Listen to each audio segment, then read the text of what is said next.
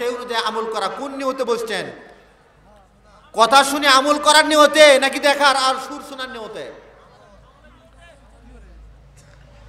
কারণ আপনার জীবনটা কখন পরিবর্তন হবে, কিভাবে পরিবর্তন হবে, আল্লাহ ছাড়া কেউ জানে না।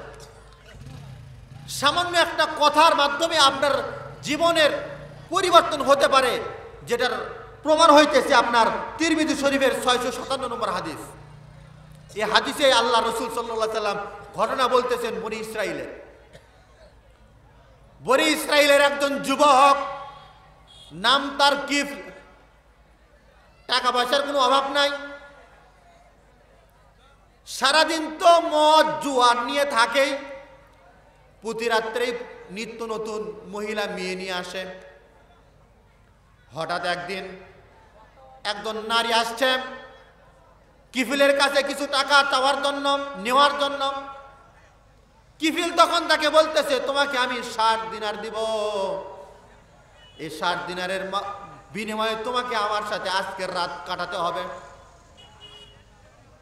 মেয়েটা রাজি হয়ে গেছে। 60 দিনার বর্তমান বাজার মূল্য 23 লক্ষ টাকা। কত? 60 দিনার বর্তমান বাজার 23 লক্ষ টাকা। এই 23 লক্ষ টাকা দিয়ে একজন মেয়েকে কিফিল নিয়ে আসছে। তার তো টাকার কোনো অভাব নাই। বাড়িতে নিয়ে আসার পর কিফিল বলতেছে, তুমি রেডি হও, আমিও গোসল করে ফ্রেশ হয়ে আসি। কিফিল যখন ফ্রেশ হয়ে আসছে রুমের মধ্যে, আসার পরে দেখে মেয়েটা কান্নাকাটি করতেছে। কিফিল ডাক দিয়ে বলে, ওগো মেয়ে, আমি তো তোমাকে জোর জবরদস্তি করে তো নিয়ে আসি নাই, টাকা দিয়ে নিয়ে আসছি, তুমি নিজের ইচ্ছায় আসছো, তাহলে কান্না করো কেন? মেয়েটা ডাক দিয়ে বলে, কিফিল রে, আমি কোনো পতিতার মেয়ে নই, আমি কোনো খারাপ বংশের মেয়ে নই, পেটের দায়ে আমি আসছি। বাড়িতে খাবার নাই, অভিভাবক নাই, কেউ নাই, আমার দরিদ্রতা আমাকে এই পর্যন্ত নিয়ে আসছে। আমি কোনো বাজারি মেয়ে নাই, পতিতার কোনো মেয়ে না, আর এই খারাপ কাজ আমি কখনো করি নাই। আর আমি কান্না করতেছি এই জন্য যে কিয়ামতের ময়দানে যে আল্লাহ পাক রব্বুল আলামিন এত সুন্দর করে আমাকে তৈরি করেছেন, এই চেহারা নিয়ে আল্লাহ পাকের দরবারে আমি কিভাবে উঠব, এই চেহারাটা আল্লাহ পাকের সামনে আমি কিভাবে দেখাবো?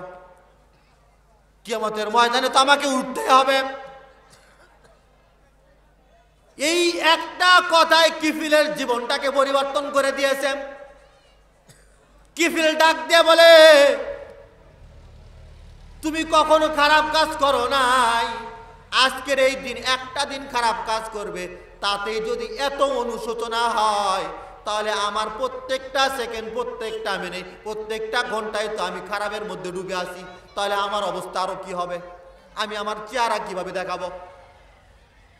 এই একটা কথাই কিফিলের পরিবর্তন।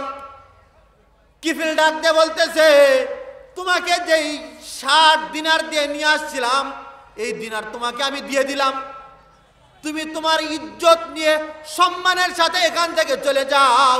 আর আমি বড্ড খারাপ মানুষ, আমার জন্য দোয়া করো যেন আল্লাহ পাক রব্বুল আলামিন আমাকে হেদায়েত দেন। এই কথা বলে কিফিল চলে গেছে। মহিলাটা চলে গেল।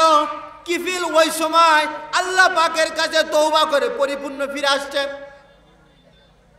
আল্লাহ পাকের কাছে তওবা করছে, রব্বুল আলামিন, যত গুনাহ করেছি সব থেকে ফিরে আসলাম, তুমি আমাকে মাফ করে দাও। তওবা করছে, তওবা করা শেষ, এর মধ্যে আল্লাহ পাক রব্বুল আলামিন মালাকুল মউতকে পাঠিয়ে দিলেন। তওবা করা শেষ, সারাটা জীবন খারাপ কাজের মধ্যে কাটিয়ে দিয়েছে। এখন যখন তওবা করছে, তওবা করাও শেষ, মালাকুল মউত এসে হাজির, জান কবজ করে নিয়ে চলে গেছে। আচ্ছা বলুন তো, কিফিল যে তওবা করছে এলাকার মানুষ জানে? জানে? সে তো ঘরের ভিতরে একা একা তওবা করছে, এই খবর কেউ জানে না। কিন্তু এলাকার মানুষ, সমাজের মানুষ এই কথাটা স্পষ্টভাবেই জানে যে কিফিল একজন খারাপ মানুষ। সে যে মাপ পেয়ে গেছে আল্লাহ পাকের কাছ থেকে, মালাকুল মউত তার জান কবজ করে নিয়ে গেছে, লাশ ঘরের মধ্যে পড়ে আছে। আল্লাহ পাকের বন্ধু কিন্তু সে হয়ে গেছে তওবা করার মাধ্যমে। এখন তার তো সে এখন যেহেতু আল্লাহ পাকের বন্ধু, তার তো জানাজা পড়তে হবে, তাকে তো দাফন কাফন করতে হবে। কিন্তু এলাকার মানুষ জানে সে খারাপ মানুষ, কেউ তো তার দাফন করবে না। আল্লাহ পাক রব্বুল আলামিন সুন্দর ব্যবস্থা করে দিলেন, কিফিলের দরজায় আল্লাহ পাক লিখে দিলেন কদ গফারাল্লাহু লিল কিফলি। ও সমাজের মানুষ, আল্লাহ পাক রব্বুল আলামিন কিফিলকে মাফ করে দিয়েছে। এর অর্থ হলো তোমরা যাও, কিফিলকে আল্লাহ পাক মাফ করে দিয়েছে। কিফিল এখন আল্লাহ পাকের বন্ধু, তোমরা যাও, তাকে ধোয়াও, তাকে জানাজা করাও, তাকে দাফন কাফন করাও। আচ্ছা বলুন তো, এই যে ঘটনা তিরমিজি শরীফের 557 নম্বর হাদিসে আপনি এই ঘটনাটা আপনি পাবেন। মানুষের তৈরি কোনো ঘটনা আমি বলি নাই। আচ্ছা আমাদের মধ্যে আমরা যারা আছি, আমরা যারা পাপ কাজের মধ্যে লিপ্ত আছি,